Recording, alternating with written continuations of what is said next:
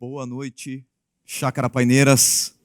Que bom estar aqui com vocês. Para quem não me conhece, meu nome é Juliano, um dos pastores da Chácara. E boa noite para você também que nos acompanha pela internet. Que Deus fale ao coração de todos nós nessa série chamada Fé Customizada.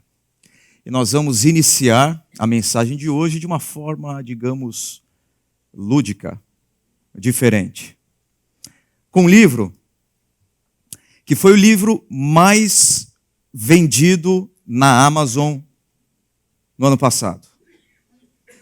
A parte que lhe falta. Eu não sei se você já ouviu falar nesse livro, mas quando eu soube dessa notícia, eu fiquei me perguntando qual a razão do sucesso de um livro infantil. Então eu trago aqui algumas partes, não todas, mas algumas partes do livro A Parte que Falta. Faltava-lhe uma parte e ele não era feliz. Então partiu em busca de encontrar a outra parte. Enquanto rolava, cantava essa canção: busco a parte que falta em mim, a parte que falta em mim. Ai, ai, assim eu vou em busca da parte que falta em mim. Às vezes ele torrava ao sol. E como lhe faltava uma parte, não conseguia rolar muito rápido. Assim, podia parar para conversar com uma minhoca e sentir o aroma de uma flor. E ele seguia adiante por oceanos, até que um dia, alto lá, achei a parte que faltava em mim. Ele cantou: não sou a parte que te falta. Não sou a parte de ninguém, sou parte completa. E ainda que eu fosse a parte que falta em alguém, não acho que seria a sua. Exclamou com tristeza. Me desculpe por tê-la incomodado. E continuou a rolar. Achou uma outra parte, só que era muito pequena. E esta era muito grande. Esta, um pouco pontuda demais. E esta, quadrada demais. Certa vez pareceu que tinha achado a parte perfeita, mas não segurou forte o bastante e a perdeu. Na vez seguinte, segurou com força demais e a quebrou. Continuou a rolar e a rolar, vivendo aventuras, caindo em buracos, trombando contra paredes de pedra. Então um dia achou uma outra parte que parecia perfeita. Encaixou com perfeição, finalmente. Rolou para longe, e por estar completo, rolou mais, e mais rápido que jamais rolara. Tão rápido, que nem podia parar para conversar com uma minhoca, ou sentir o aroma de uma flor. Mas ele podia cantar sua alegre canção, por fim podia cantar: achei a parte que faltava em mim. E se pôs a cantarolar: azei a tati que faltava em tim, azei a dade que daltava em din. Meu Deus, agora que estava completo, não podia sequer cantar. Pensou, então é assim? E parou de rolar. E com cuidado, pôs a parte no chão. E rolou devagar para longe. E enquanto rolava, com uma voz suave, cantava: busco a parte que falta em mim. A parte que falta em mim. Aiá e assim eu vou em busca da parte que falta em mim. Qual é a parte que falta em você?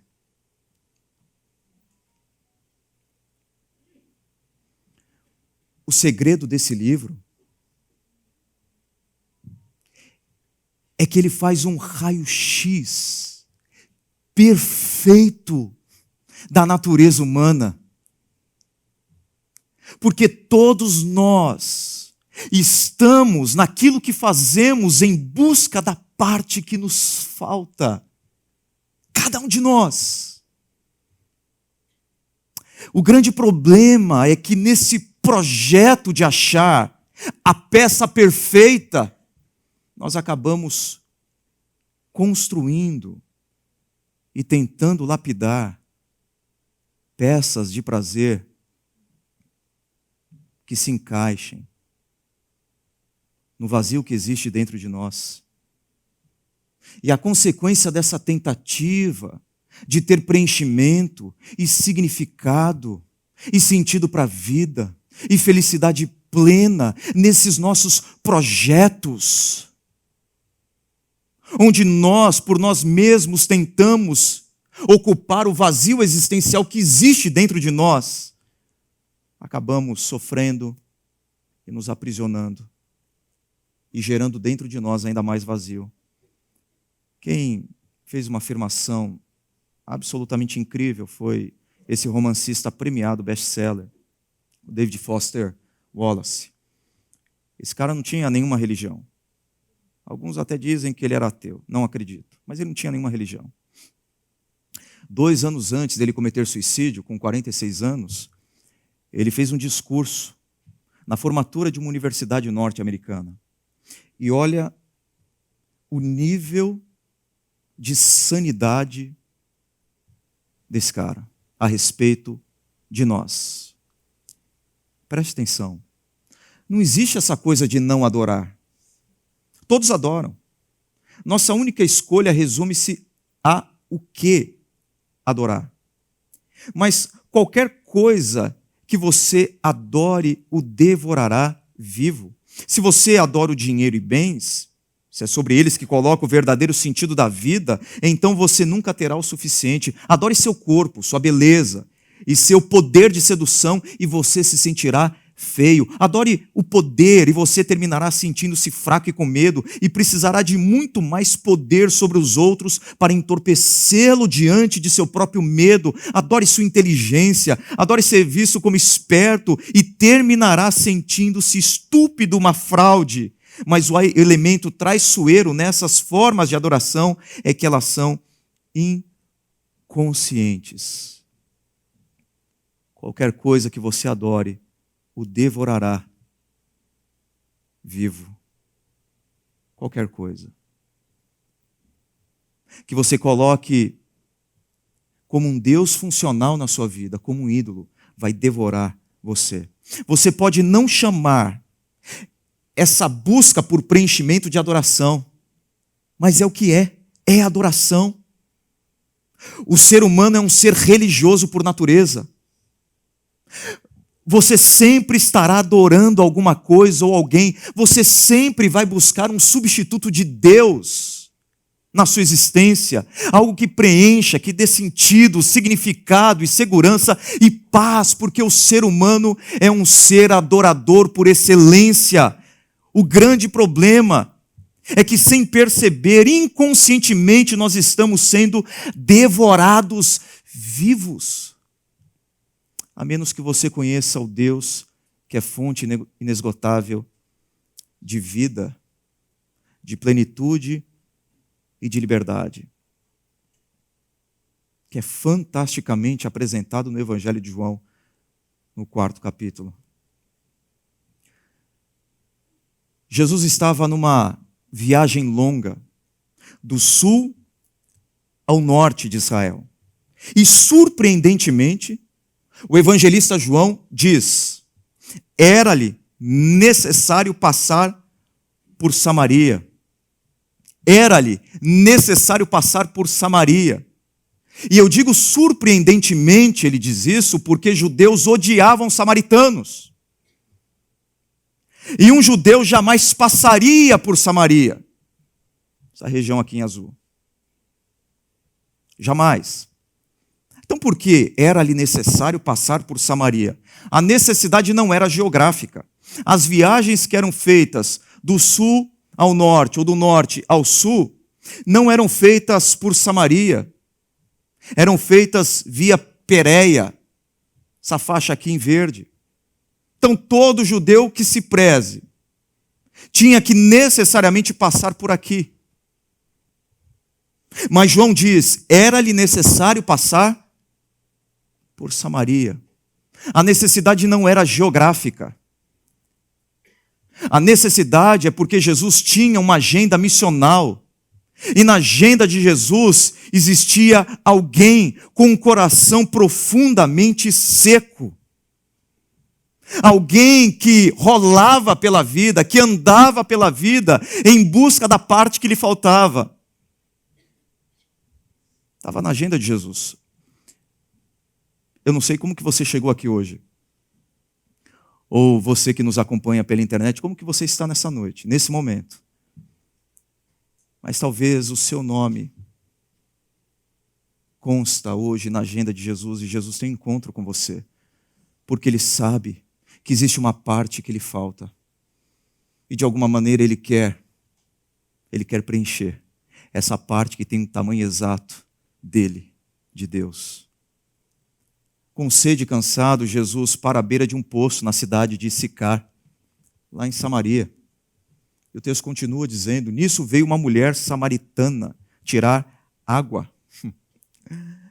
Jesus e essa mulher samaritana estão próximos, mas há barreiras gigantescas, intransponíveis entre Jesus e essa mulher. Poderia citar várias, trago apenas 4 barreiras que separam Jesus dessa mulher. Primeira, a barreira racial. Por questões históricas, os judeus da região de Samaria faziam parte de um povo miscigenado. Eles eram considerados pelos judeus do norte e do sul como filhos bastardos de Abraão, o pai dos judeus. Eram desconsiderados, eram chamados de cães pelos judeus. A barreira religiosa, por conta ou por influência dessa miscigenação, a religião judaica que era praticada em Samaria parecia uma versão pagã do judaísmo. Os samaritanos eram impuros por isso. Um judeu que comesse pão feito por um samaritano era um judeu impuro, era como comer carne de porco, alimento imundo para um judeu. Mas a barreira cultural, um homem do primeiro século, um homem do tempo de Jesus, jamais pararia para conversar com uma mulher em público, que não fosse a sua mulher. Muito menos sozinho. E muito menos com uma samaritana. Mas a barreira moral, um religioso, um homem que conhecia profundamente a lei de Deus, ele não se daria ao direito de conversar, de se aproximar de um pecador ou de uma pecadora. Jamais. Jesus foi muito criticado por isso, inclusive, porque ele se aproximava de pessoas que recebiam um rótulo de pecadores e pecadoras. Por que eu digo isso? O texto nos informa que essa mulher foi pegar água no poço na hora sexta, trazendo aqui para o nosso calendário, para o nosso tempo, para a nossa hora, ela foi pegar água ao meio-dia. Nenhuma mulher daquele tempo pegava água ao meio-dia. Por uma razão simples. Qual a razão? É calor. É quente. Nenhuma mulher ia até o poço pegar água. Razão pela qual essa mulher está ali sozinha com Jesus.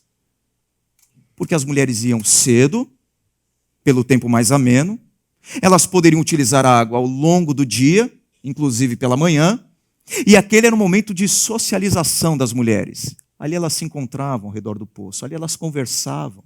Mas essa mulher não. Essa mulher vai ao meio-dia, sozinha, pegar água.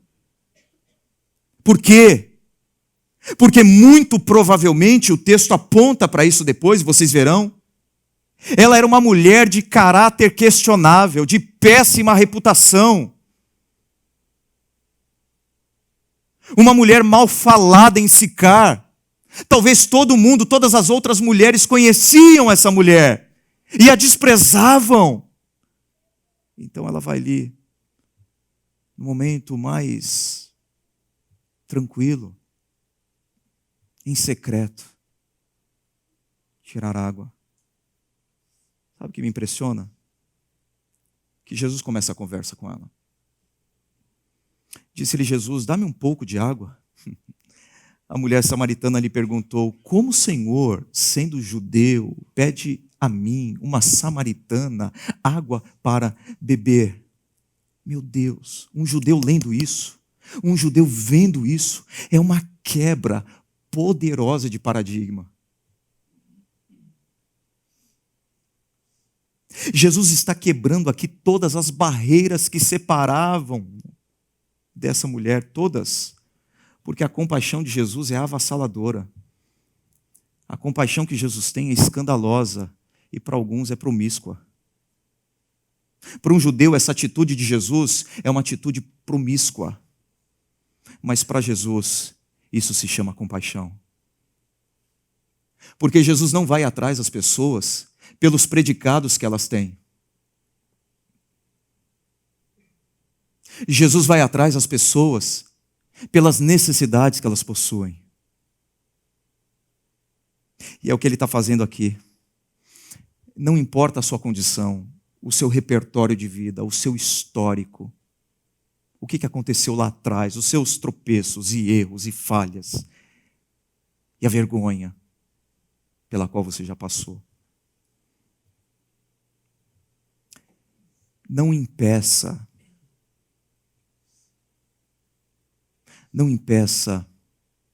Jesus de transpor algumas barreiras para encontrar você na sua sequidão existencial. Não construa barreiras entre você e Jesus, porque às vezes nós construímos por medo, por vergonha, que as pessoas vão pensar, por sentimento de indignidade, e nós estamos levantando ainda barreiras.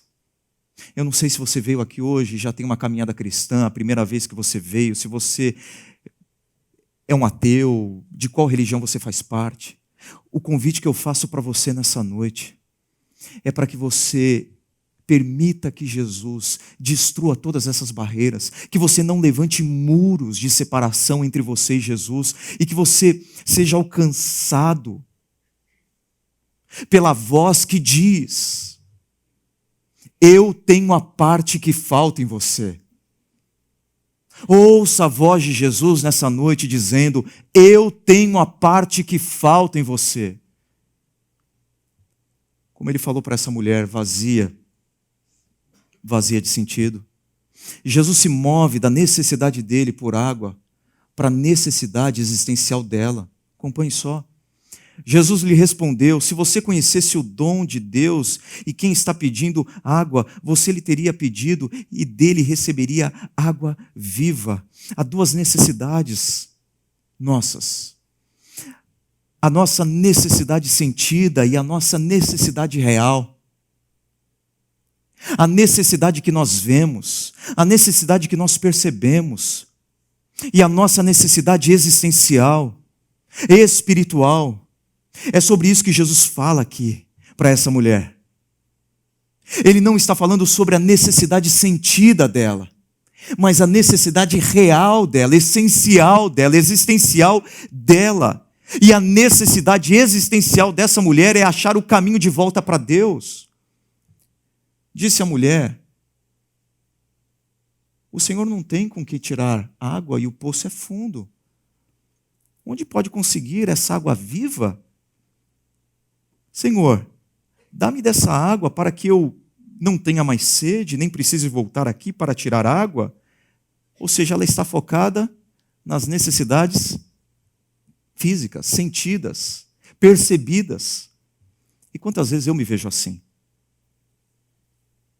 Esse é um perigo muito grande. Porque quando os meus olhos estão concentrados na água física, quando o meu foco é a minha necessidade sentida, percebida, e eu não compreendo que por detrás das minhas necessidades percebidas há uma necessidade essencial, existencial de achar o caminho de volta para Deus, eu posso ter todas as minhas necessidades físicas, profissionais, sentimentais, acadêmicas atendidas, mas eu vou continuar como um poço rachado. Eu não vou achar água para irrigar o solo do meu árido e cansado coração. E eu me vejo muitas vezes cometendo o mesmo erro do povo de Israel lá atrás, e o erro que ela está cometendo aqui, um erro que foi trazido por um profeta chamado Jeremias, quando Deus diz através desse profeta: o meu povo cometeu 2 crimes, eles me abandonaram a mim, a fonte de água viva, e cavaram as suas próprias cisternas, poços rachados que não retêm água. Então, às vezes, nós estamos concentrados nessas necessidades percebidas e sentidas. Casamento, educação de filhos, sua carreira profissional, desejo de ter uma promoção onde você está, de achar um emprego, de passar naquele concurso, de entrar naquela faculdade. Às vezes você está vivendo isso e se esquecendo que o seu maior problema não é basicamente o seu casamento, ou os seus filhos, ou o seu orçamento familiar. O seu maior problema é porque muitas vezes você cavou para si cisternas rachadas, poços que não retêm água, e você está tentando matar a sua sede nisso, e você está percebendo que não tem jeito. É um projeto fadado ao fracasso. As palavras de C.S. Lewis: somos criaturas divididas, correndo atrás de álcool, sexo e ambições, desprezando a alegria infinita que se nos oferece, como uma criança ignorante que prefere continuar fazendo seus bolinhos de lama num chão sujo porque não consegue imaginar o que significa um convite para passar as férias na praia. Quantas vezes eu me vejo fazendo os meus bolinhos de lama no chão sujo, enquanto Deus está me chamando para passar as férias na praia. Como eu me contento com pouco. Deus tem muito mais a oferecer para mim e para você também. Agora, qual poço rachado essa mulher tem tentado encontrar água para a vida dela? Satisfação, felicidade, paz.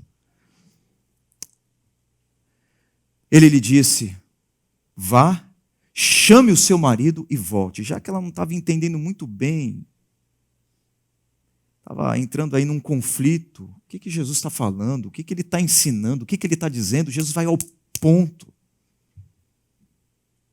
Jesus tira o band-aid que ela colocou sobre uma fratura exposta, para mostrar para ela o quadro torto dentro de casa, que às vezes nós entramos e não percebemos, mas quando chega uma visita, alguém que não mora lá dentro, logo bate o olho no quadro torto e percebe que tem alguma coisa errada, e é o que Jesus está fazendo com essa mulher.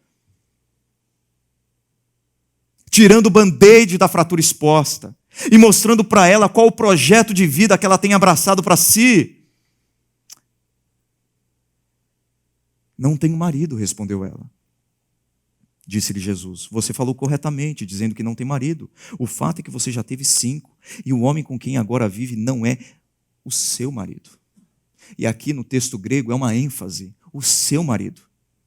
Ele poderia dizer: e o homem com quem você vive não é o seu marido, de uma maneira normal, como em outros textos aparece esse pronome possessivo.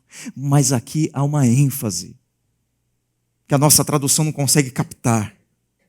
Jesus está dizendo: o seu não é seu marido. Seu não é. É isso. Não é surpreendente o que Jesus está fazendo? Afinal, essa mulher não é apenas uma casamenteira em série. Essa mulher, diante disso, possivelmente é uma adúltera.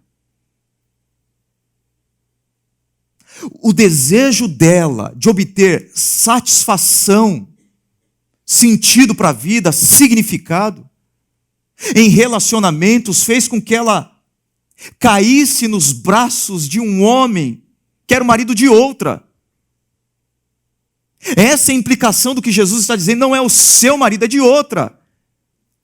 E nós somos assim, quando nós estamos focados nas nossas necessidades sentidas e percebidas, nós somos capazes de cometer loucuras por isso. Nós somos capazes de fazer as coisas mais terríveis em nome do vazio que há dentro de nós. Nós perdemos os limites.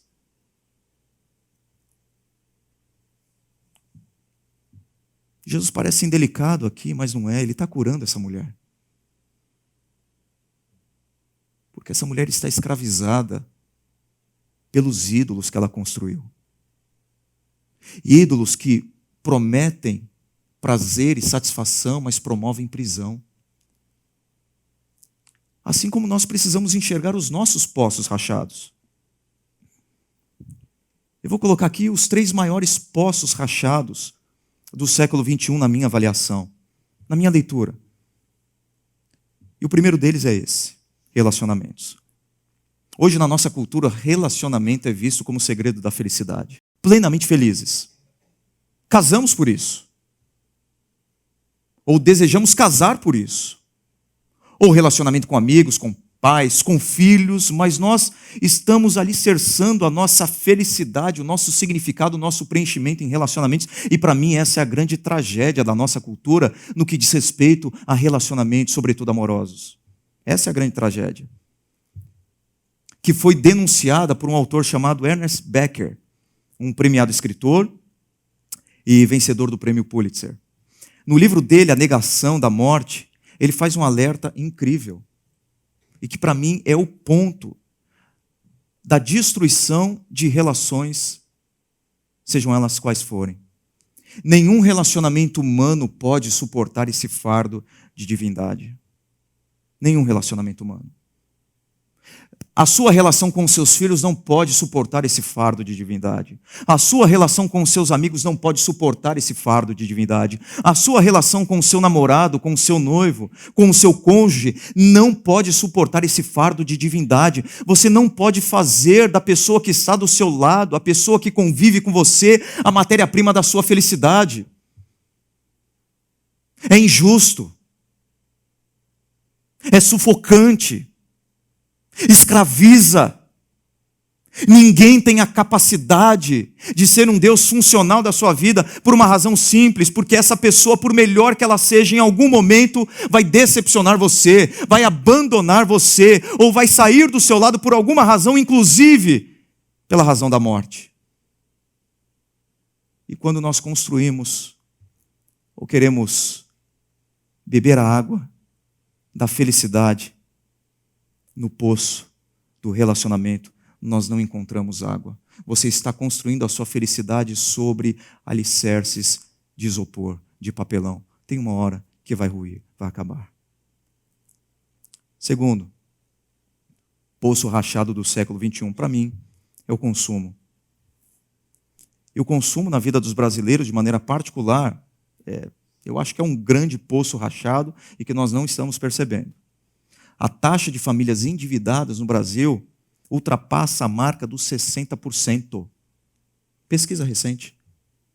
60% das famílias brasileiras estão endividadas, por muitas razões, fatores que fogem do nosso controle, desemprego, questões econômicas do nosso país, porém, uma das razões, eu não quero ser reducionista e simplista, mas uma das razões é por conta do consumismo. Nós consumimos coisas que nós não precisamos consumir. Nós gastamos dinheiro sem necessidade. Eu vi uma pesquisa essa semana, inclusive, que revela que cerca de 50% dos consumidores entrevistados admitem fazer compras para se sentirem bem. É isso mesmo. As pessoas compram porque, comprando, elas se sentem bem, elas são admiradas, elas são respeitadas pelas pessoas. Por isso que consumimos. O consumo se tornou o evangelho do mundo contemporâneo, prometendo felicidade por meio de bens materiais. E às vezes o nosso desejo por dinheiro não é um desejo pelo dinheiro como fim em si mesmo, é o desejo do consumo. Nós queremos dinheiro porque queremos consumir. Queremos consumir a felicidade naquilo que compramos, naquilo que dirigimos, naquilo que vestimos, naquilo que comemos. Agora, eu não sei você, A minha infância foi bem diferente da infância das minhas filhas. Por exemplo,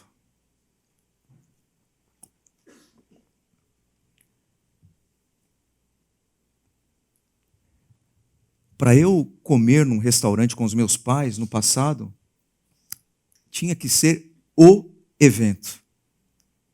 O evento. Comer fora, comer num restaurante, meu Deus, era um evento magnífico, porque não era normal. Ganhar um presente bom, um videogame, Deus do céu. 3 natais, juntando dinheiro para comprar o videogame dos sonhos. O que eu quero dizer com isso é que a nossa vida hoje, do ponto de vista do consumo, é muito melhor do que foi anteriormente. Nós temos mais condições hoje de comprar do que no passado. Os nossos filhos têm muito mais do que nós tivemos, acho que todos aqui. Sabe o que me chama a atenção? Outra reportagem recente. Brasileiros nunca foram tão infelizes, revela estudo. Nós estamos consumindo cada vez mais e experimentando cada vez menos a felicidade esperada. Trago a história rápida aqui do Boris Becker, um tenista que inclusive foi treinador do atual campeão de Wimbledon, Djokovic. Um multicampeão, quase 50 títulos. Só um título aí de Wimbledon deve hoje mais de 10 milhões de reais para o campeão. Na época um pouco menos. Ele ganhou 2. Eu vi numa reportagem que ele tinha ganhado 3, eu não sei ao certo. Mas é muito dinheiro, vamos combinar, é muita grana. Olha o que ele diz. Eu venci em Wimbledon 2 vezes, uma delas como jogador mais jovem. Eu era rico, tinha todos os bens materiais de que precisava, mas eu não experimentava nenhuma paz interior. Em 2017, sabe o que aconteceu? Ele anunciou falência. Ele consumiu todo o dinheiro dele. E saiu recentemente uma reportagem em que ele colocou os seus bens num leilão, inclusive os seus muitos troféus, para pagar as suas dívidas. Nenhuma paz interior. E talvez ele tenha buscado essa paz interior através do consumo, através de bens materiais, mas não existe nada material que preencha um vazio existencial. Nada. Nada. E o terceiro poço, para mim, é o entretenimento. O entretenimento que deixou de ser uma dimensão importante da vida, e é muito bom o entretenimento. É muito boa a diversão. Deus quer isso de você. Se divirta. Tenha um hobby. O entretenimento é muito bom. É uma esfera importantíssima da vida. Agora, na atual conjectura e na nossa cultura ocidental, nós temos visto que o entretenimento passou de uma esfera, de uma fatia importante desse bolo que é a nossa vida e se tornou a própria vida. Pessoas que passam horas na frente de um celular. Pessoas que passam horas na frente do Netflix. Pessoas que passam horas na frente de um computador jogando jogos online. Horas. Pessoas que depositam toda a sua esperança numa sexta-feira. O entretenimento não é mais algo importante na vida, se tornou a própria vida, se tornou um anestésico psicológico para enfrentar os dissabores da vida. E quando nós buscamos no entretenimento o alívio da nossa sede existencial, é como se nós estivéssemos no meio do deserto tentando saciar a nossa sede com um conta-gotas.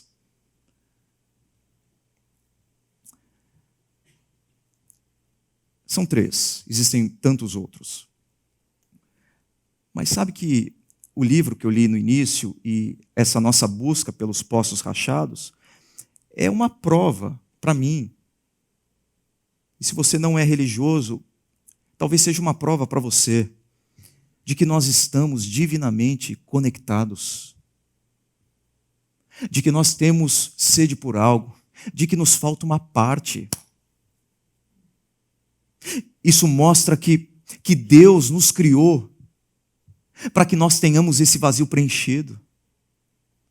E aí eu sigo o conselho de Agostinho, uma oração, na verdade, de Santo Agostinho. Quando ele diz: fizeste no Senhor para ti, e o nosso coração anda inquieto enquanto não descansar em ti. Como está o seu coração hoje? Talvez para as pessoas está tudo bem, e nós temos uma capacidade de emoldurar um sorriso no rosto para esconder um coração triste. Talvez essa seja uma luta sua, interna. Seus filhos não sabem, o seu cônjuge não sabe, seus pais não sabem, as pessoas que convivem do seu lado todos os dias não enxergam, mas você tem um vazio, você está constantemente atrás daquilo que lhe falta. Eu quero dizer para você que enquanto você não descansar em Deus, o seu coração vai continuar inquieto. Porque Deus, e somente Ele, tem o tamanho exato da peça que falta em você.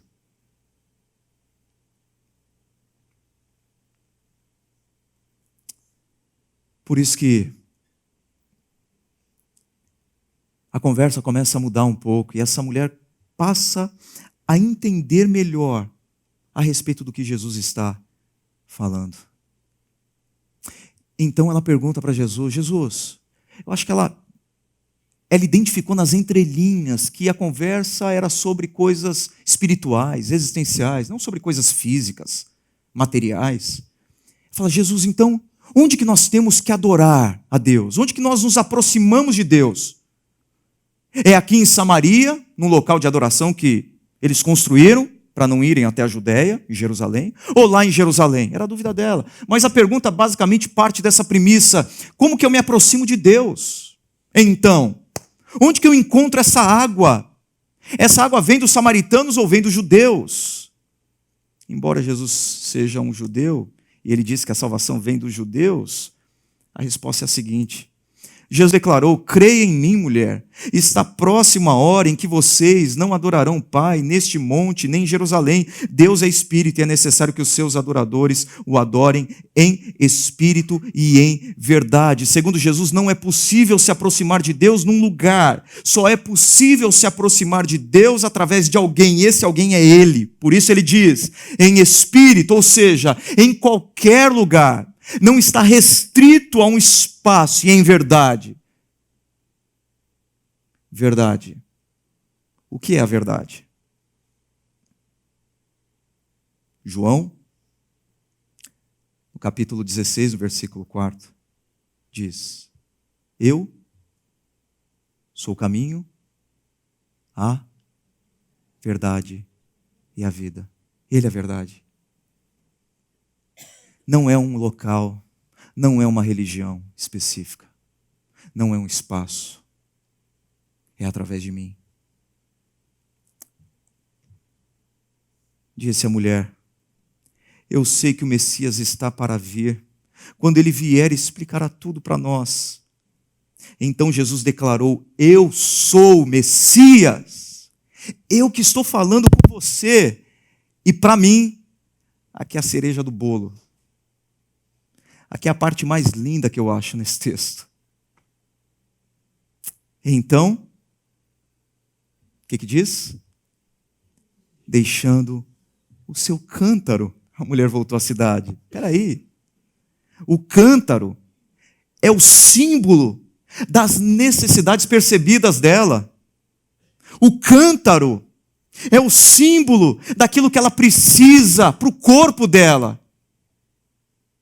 O cântaro representa isso. Mas agora o que ela faz com o cântaro? Ela deixa o cântaro. É uma mulher da Palestina do primeiro século, cuja subsistência dependia do cântaro, abandonando o seu cântaro, porque possivelmente nessa atitude radical, ela compreende que ela está na frente de alguém que tem algo para oferecer para ela, que é mais forte, é mais poderoso do que a água daquele poço. Tem uma música que eu quero ouvir com vocês nesse momento. E para mim essa música poderia ser cantada por essa mulher samaritana. E a gente vai ouvir essa música. Uma mulher que viveu tudo e experimentou todos os amores, mas que chegou num determinado momento que conheceu o maior de todos os amores da vida dela. E a vida dela provavelmente mudou a partir daí.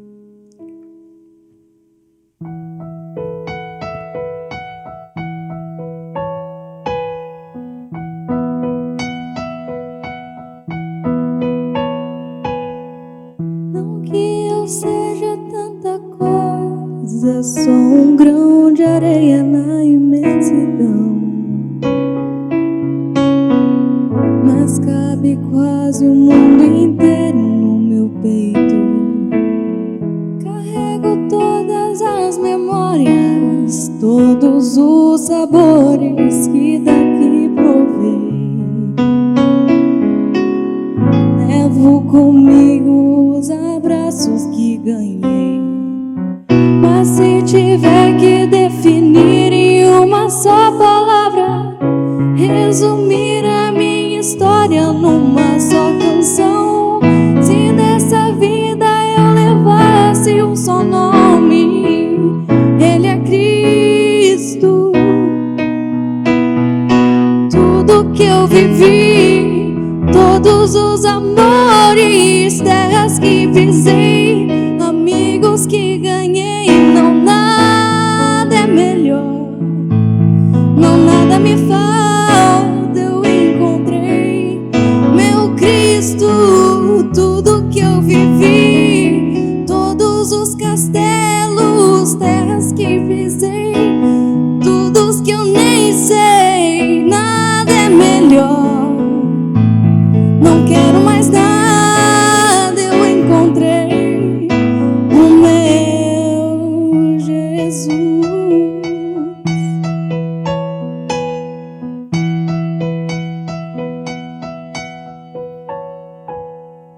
Ele é a paz na minha estrada, doce companhia do meu coração,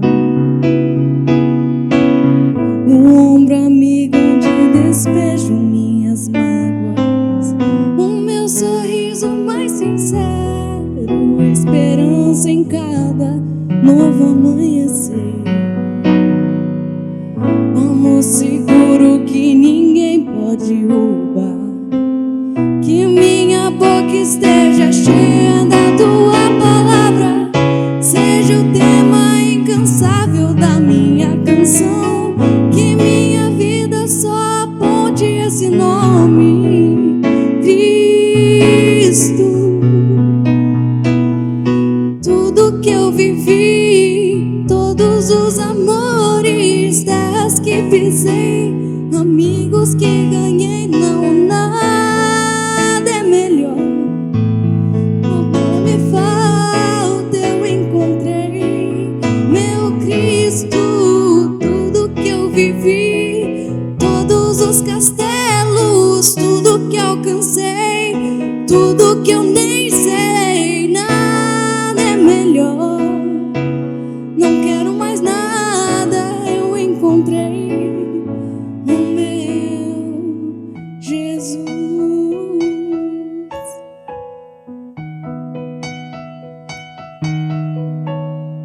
Nada é melhor.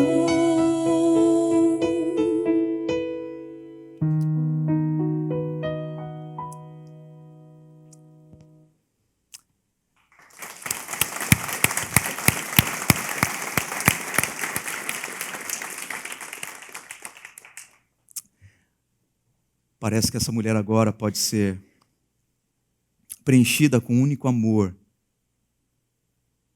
que responde a todas as demandas do coração dela.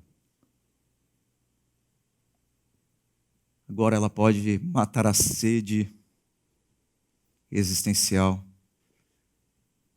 Não por meio de relacionamentos fracassados, mas através de um relacionamento pessoal com esse Jesus.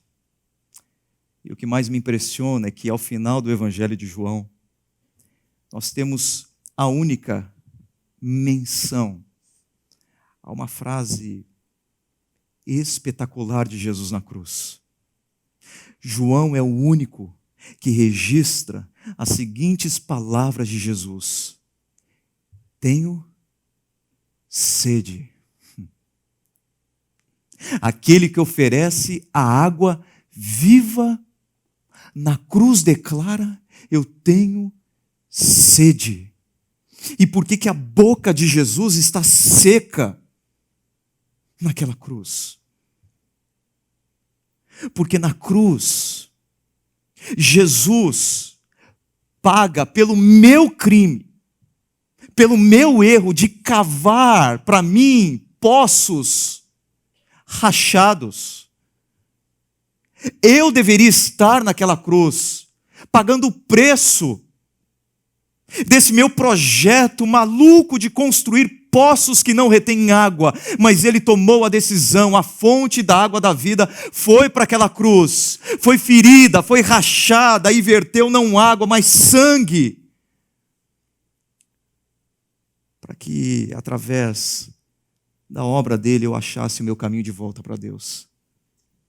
E eu pudesse ter certeza agora de que acima de todos os amores há um amor que preenche cada canto, cada espaço do meu coração.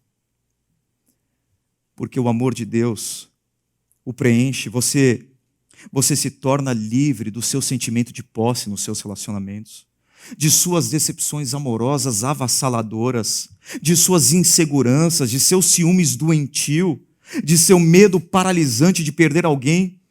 Quando Deus se torna o grande amor da sua vida, quando você experimenta do amor dele, você passa a se relacionar com pessoas como alvos do seu amor e não como objetos da sua devoção.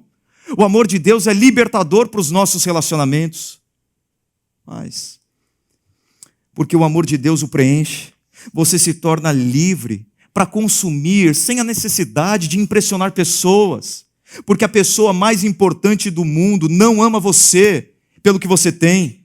Não ama você pelo carro que você dirige, pelo seu carro importado. Não ama você pela sua roupa de marca. Não ama você pelos restaurantes que você frequenta. Não ama você pelas suas viagens internacionais. Não ama você por nada disso. Deus não ama você porque você o impressionou com alguma coisa que você tem. Deus ama você apesar de você tê-lo decepcionado. Em outras palavras, o consumo imoderado do amor de Deus liberta você da necessidade do consumo desenfreado. Porque o nosso consumismo, em parte, é isso. É o nosso desejo de preencher o nosso vazio e de impressionar pessoas com o que nós temos. Nós não precisamos impressionar a Deus com o que nós temos. Vou repetir. O consumo imoderado do amor de Deus liberta você da necessidade do consumo desenfreado. E o entretenimento. Porque o amor de Deus o preenche, você se torna livre para se divertir, não como mecanismo de defesa psicológico para se livrar dos problemas da vida, não como uma rota de fuga. Porque quando você busca entretenimento para preencher o seu vazio, você cai no vício. Você cai no vício. Seja no vício do celular, seja no vício do videogame, seja no vício das baladas, seja no que for. Toda vez que nós vemos o entretenimento como um Deus funcional na nossa vida, a nossa relação passa a ser uma relação de escravos. Nós ficamos viciados, porque aquilo precisa nos preencher o tempo todo, a todo instante. Mas quando o amor de Deus preenche você, você fica livre, você é liberto para encarar a vida de frente, porque você encara a vida na perspectiva de um Deus que é Senhor da história e que mais ama você. Então você vai para cima. Para você pensar e considerar. algumas perguntas. Primeira, que barreiras impedem você de se render a esse Deus cheio de compaixão? Às vezes a nossa dúvida com aquilo que nós estamos falando aqui, será isso mesmo? Se você está pisando aqui pela primeira vez, você pode ter essa resistência. Será? Será que não é conversinha mole, não? Discurso religioso vazio? Faça a prova. Faça a prova. Eu te garanto que mal não vai fazer. Faça a prova do que Deus pode fazer por você.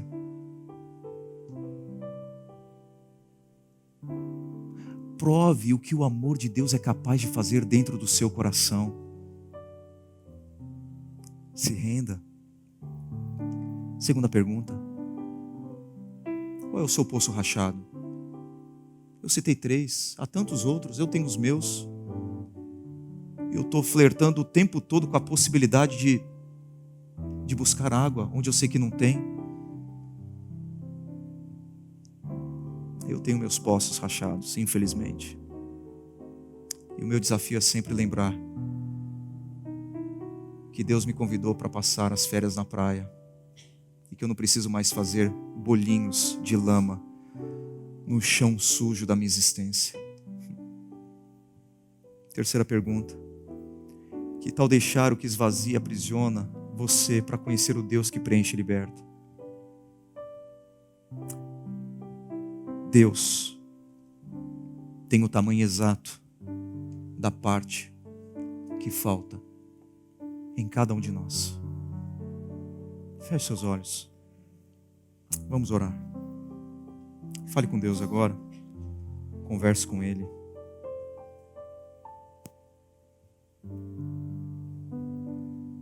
Diga para Ele que você deseja. Caso você queira experimentar o que Ele pode fazer na sua vida, o que Ele pode fazer no seu coração. Talvez você chegou aqui cansado, sedento, com um vazio que você não suporta mais. E Jesus marcou um encontro com você aqui nessa noite. Você estava na agenda dele. E o convite que ele faz é para você dessedentar a sua sede na fonte da água da vida que ele tem para você. Que Deus te abençoe.